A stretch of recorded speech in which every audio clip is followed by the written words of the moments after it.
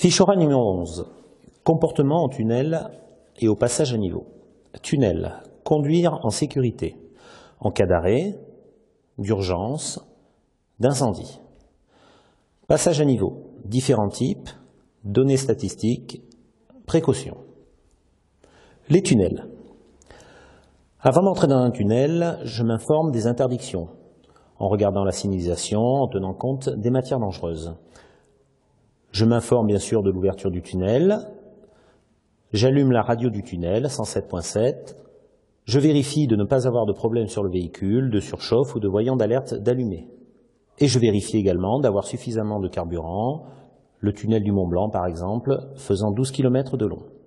Une fois dans le tunnel, je dois enlever les lunettes de soleil, je ne dois pas fumer, rester à l'écoute de la radio, allumer bien sûr les feux de croisement, respecter les vitesses maximales et minimales. Je respecte également les distances de sécurité en roulant comme à l'arrêt. Des diodes et des marquages sont là pour m'y aider. Et je respecte les feux de signalisation qui régissent la circulation dans le tunnel. En cas d'arrêt, je garde les intervalles de sécurité, j'allume les feux de détresse et je ne cherche pas à faire marche arrière ou demi-tour. Et je respecte les consignes et les messages qui peuvent m'être indiqués. En cas d'urgence maintenant, je me place sur les emplacements d'urgence où je serre à droite. Je coupe le moteur, je mets les feux de détresse. Et je préviens rapidement les secours grâce aux niches et aux bornes SOS. En cas d'incendie sur mon véhicule, j'allume immédiatement les feux de détresse et je stoppe immédiatement.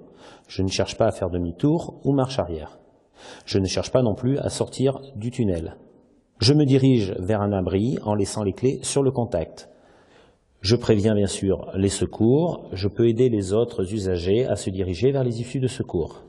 Si possible, j'utilise des lances ou des extincteurs pour limiter l'incendie.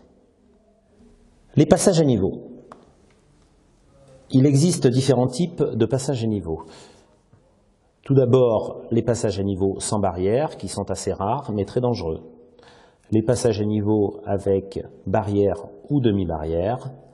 Et les plus répandus, les passages à niveau avec demi-barrière automatique. Les statistiques.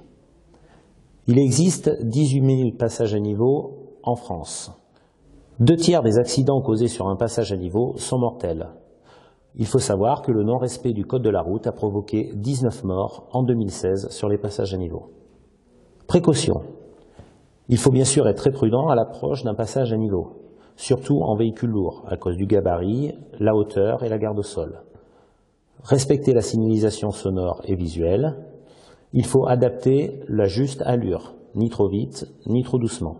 Avant de franchir un passage à niveau, vérifier de l'espace suffisant pour le dégager entièrement.